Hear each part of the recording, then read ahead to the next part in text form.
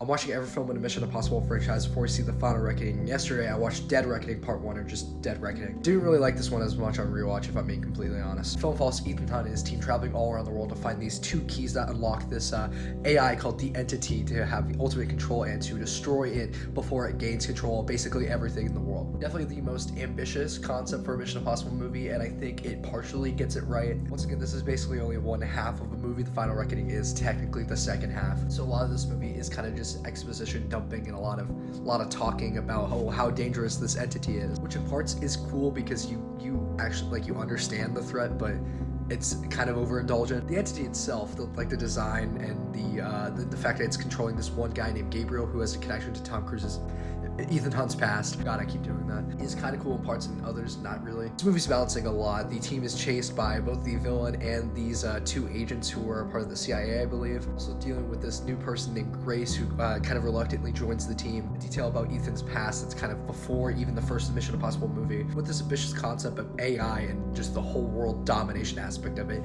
it's kind of a lot. And in 2.5 hours, it's hard to say that anything is particularly underbig besides maybe the two CIA agents. They tackled stuff like this a lot better in previous entries in terms of having a lot of stuff going on and a lot of story beats at the same time, but it's done a lot more cohesively in those other entries with I think this is fairly convoluted at some points, but I'll give it credit.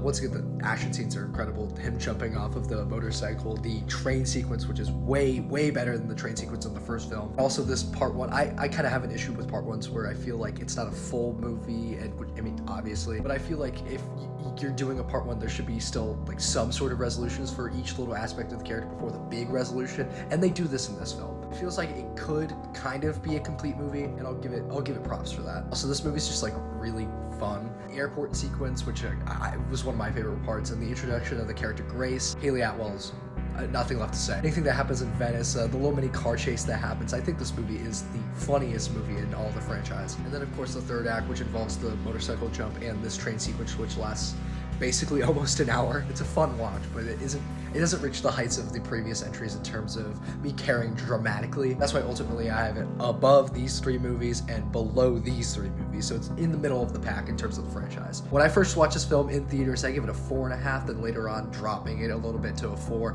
and when I rewatched it, I unfortunately gave it a 3.5. Still a good score, don't get me wrong. I actually ended up taking some notes when I was rewatching this movie. Some of the stuff I already ended up talking about. Despite there being a lot of exposition, they did a lot of showing, not telling. Some of the dialogue was kind of unnatural. My favorite score of the franchise, I like the way Gabriel talks. I know it's somewhat late, but I'm seeing The Final Reckoning today.